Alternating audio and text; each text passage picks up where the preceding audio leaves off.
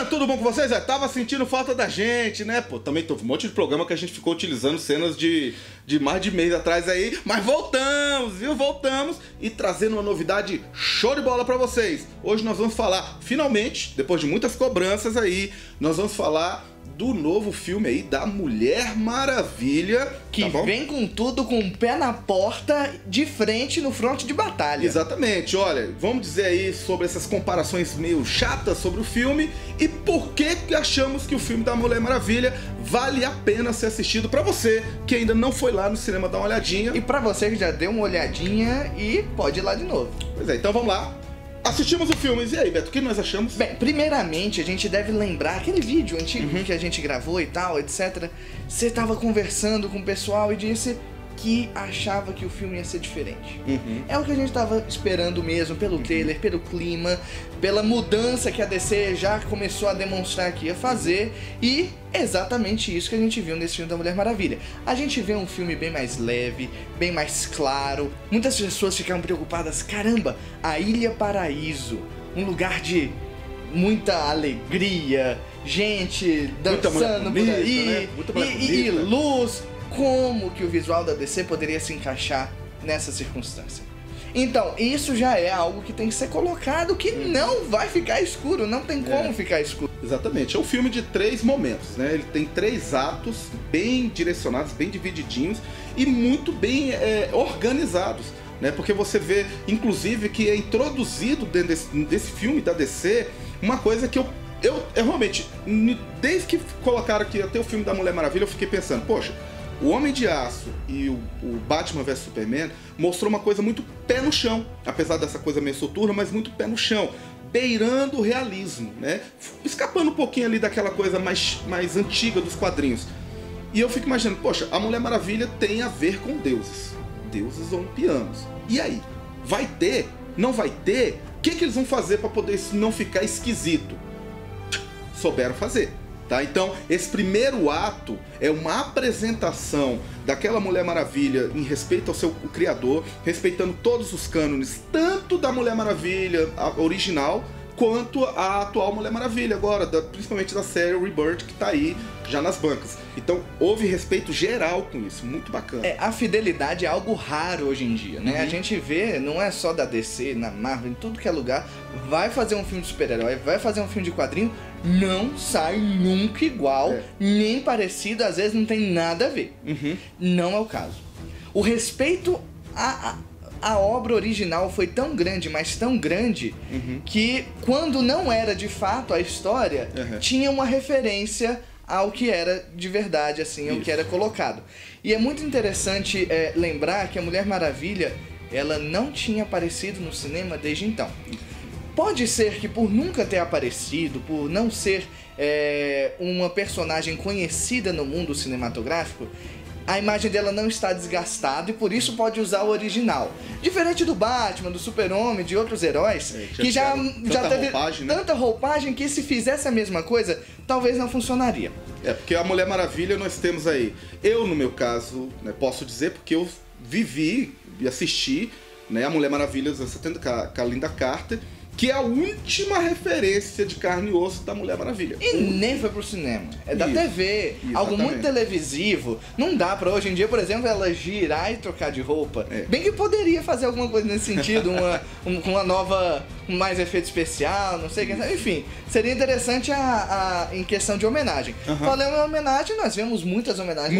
Muitas homenagens. E não vamos também colocar todas, né? Porque não fica sem graça. Mas uma que ficou muito bacana da Pat Jenkins, porque ela fala que ela quis fazer essa Mulher Maravilha para as pessoas terem a mesma sensação que ela teve em 78 quando ela assistiu o Super-Homem, do Christopher Reeve, o primeiro Superman, o filme, que assistiu e saiu assim deslumbrado. E ela falou, poxa, eu queria que isso acontecesse também com as pessoas assistindo a minha Mulher Maravilha. Então, em homenagem, ao contrário de alguns dizendo que isso aí foi uma jogada feminista, ela pegou aquela famosa cena do beco, essa que a gente tá mostrando aí, que já saiu nos trailers e tudo, não é spoiler, né? Que é em referência a essa outra cena aqui, que é a cena do Clark Kent salvando aí a Lois Lane levar um tiro. Quer dizer, prova respeito e prova que ela foi buscar, isso que é o mais bacana, ela não foi pescar nos filmes novos da DC. Ela foi pescar naquilo que deu certo lá em 78, e deu certo. né? Quer dizer, fazer uma coisa leve, heróica e que anime quem assiste. Eu mesmo, quando assisti, tinha um pessoal falando assim: será que tem o gibi da Mulher Maravilha? Porque não tem esse conhecimento. Será que tem? Ah, eu gostei. Será que ela tá assim nos quadrinhos? Quer dizer, a pessoa sai com vontade. E infelizmente, se a gente voltar um pouco lá nos filmes Batman vs Superman, que foi o último mesmo, a gente sai um pouco deprê. Caramba, né? Coisa, né? O que vai rolar? Assim, como parece que é uma história que não foi contada, não tá dita. E o da Mulher Maravilha não, ela consertou isso. E claro, gente, a gente tá falando da Mulher Maravilha, mas a gente não tá falando da Mulher Maravilha. Gal Gadot, no papel da Mulher Maravilha. Lembra aí, gente, quando apareceu a primeira foto dessa senhora, linda, maravilhosa, o pessoal dizia: quê? Essa tripa fazer o papel da Mulher Maravilha? Não, alguns até postaram foto de mulheres autorofilistas pra fazer o papel aí da Mulher Maravilha. Muita gente colocou areia mesmo, falou: não vai funcionar, não vai dar certo, não é legal, essa mulher é muito magra e tal. A gente viu ela em Velozes e Furiosos, ela tem muito sotaque, não sei o quê.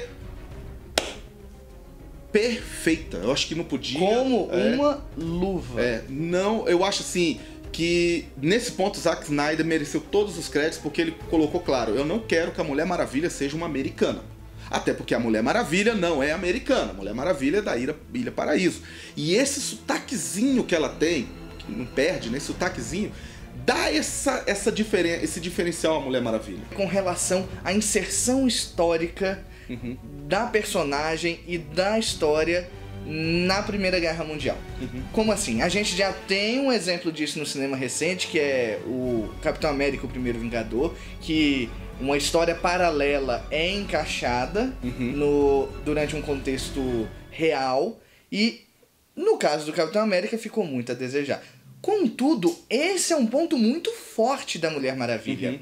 Ela encaixa perfeitamente, a ponto de você chegar a dizer: cara, poderia ter acontecido e a gente só não ficou sabendo.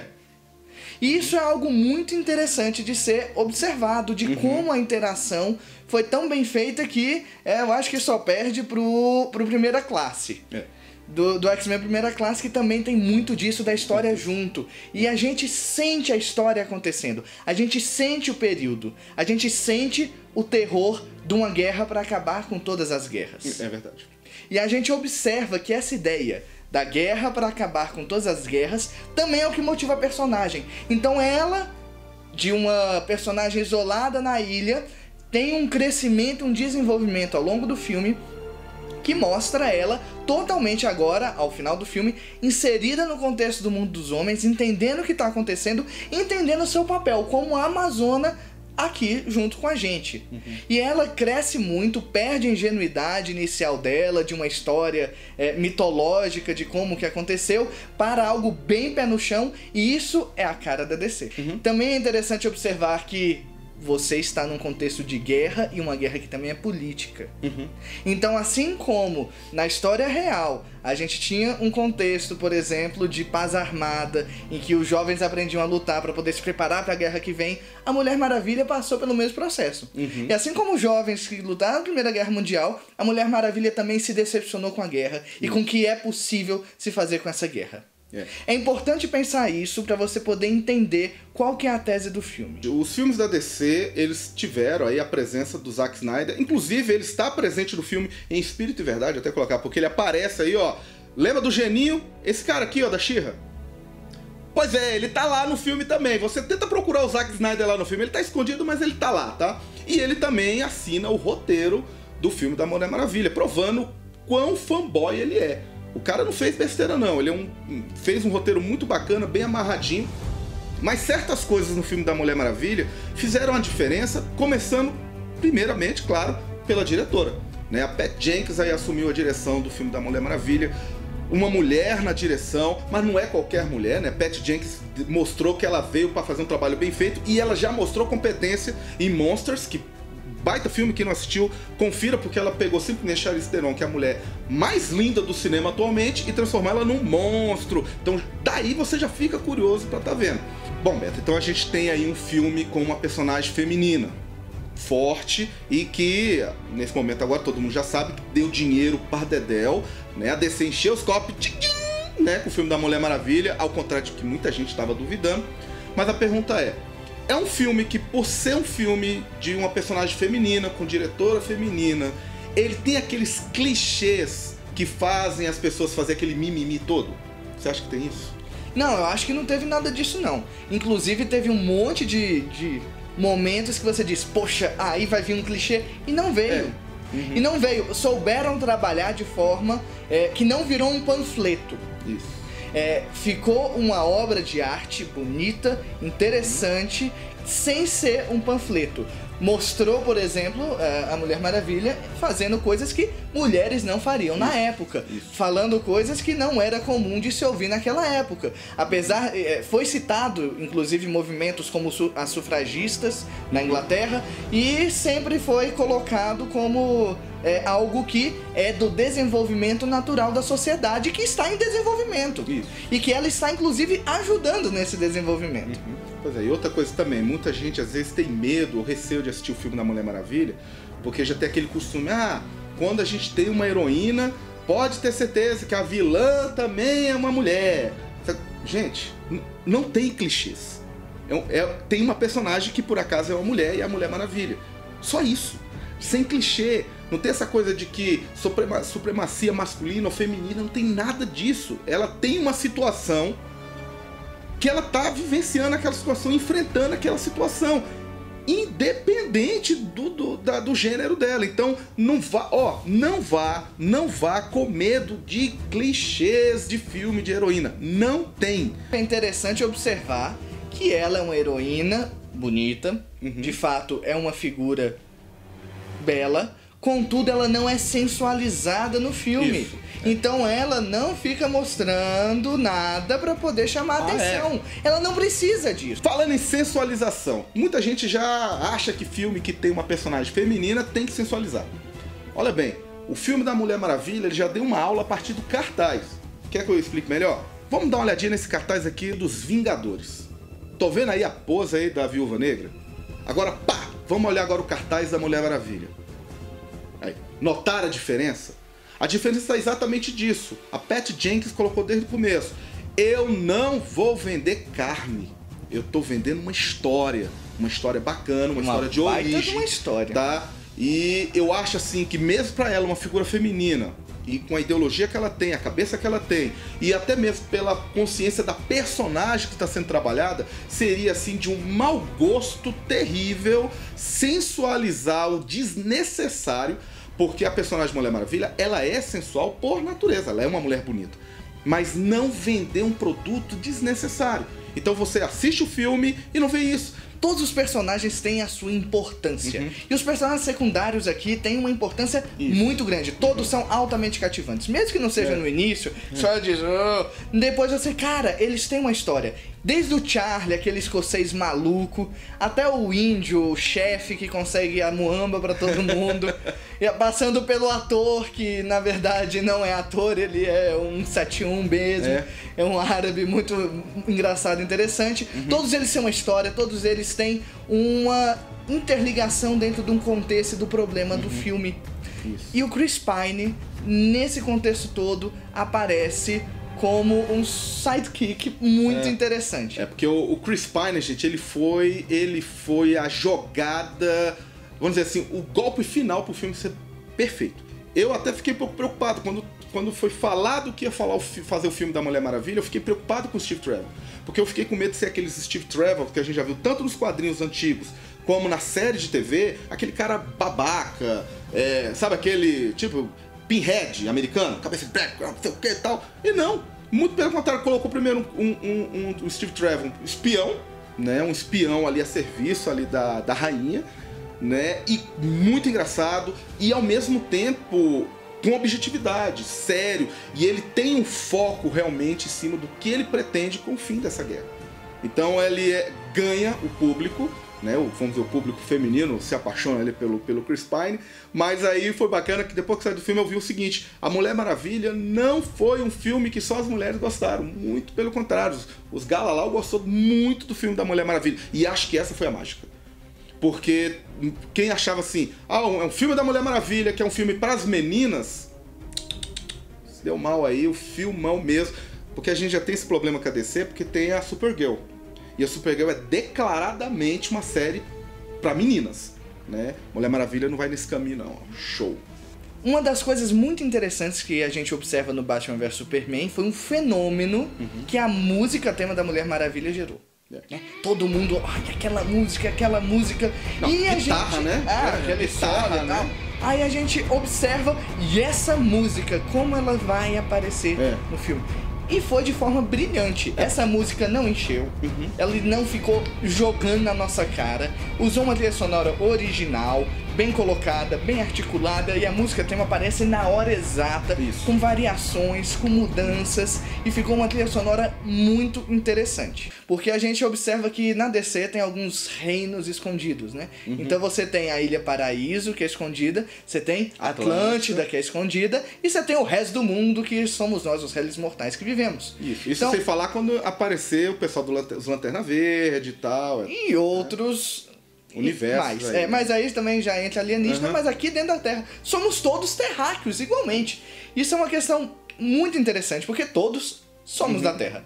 Então, mas a gente, às vezes, nessas histórias, não se sente igual ao outro, não se sente dos mesmos direitos que o outro. E é isso que a gente observa nos quadrinhos e nos desenhos, quando a gente vai falar de Atlântida, da Ilha Paraíso e do mundo dos homens. É verdade. E é isso que a gente vai vivenciar na Liga da Justiça. Pois é. A gente vai ver uma Mulher Maravilha que aprendeu a conviver no mundo dos homens. A gente vai ver um Aquaman que tá chegando.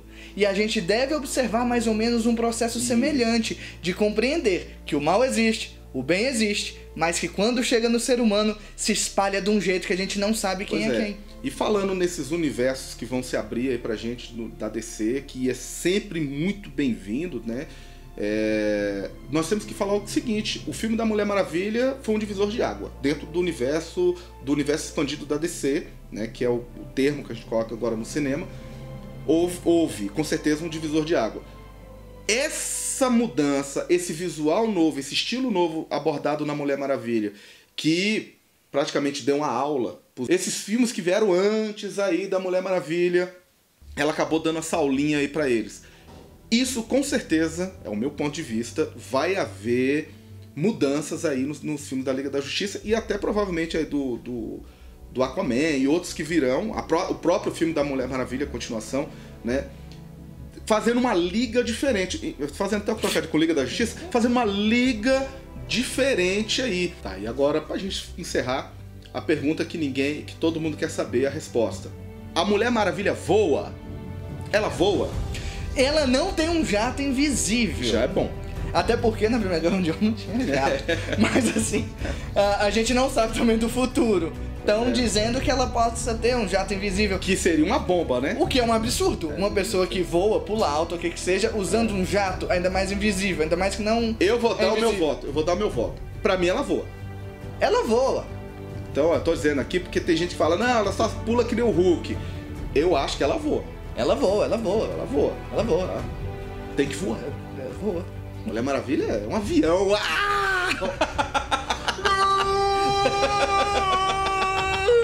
Pois é, galera. Então você ainda não foi ver o filme da Mulher Maravilha?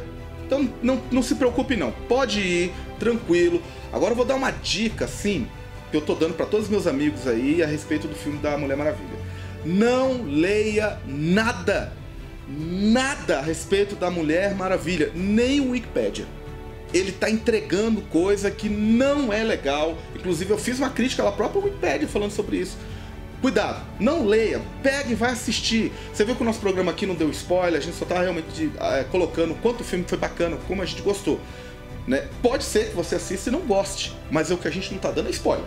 Agora, não leia nada, senão você vai perder um momento muito bacana do filme, tá? Que é o ato final, que dá um tchan legal. As revelações. Grandes revelações. Então é isso, galerinha. Esse foi mais um vídeo do Sou Nerd. Se você está assistindo o Sou Nerd pela primeira vez agora, se inscreva. Se você já assistiu outras vezes, mas não se inscreveu, toma vergonha na cara e se inscreva. Pois é. Se você discorda da gente, comente. Se você concorda, comente. Na dúvida, comente. Cadê o cara do primeiro? Sempre tem o primeiro comentário que diz, o primeiro comentário, não fala mais nada, a gente nunca vê esse cara por aqui.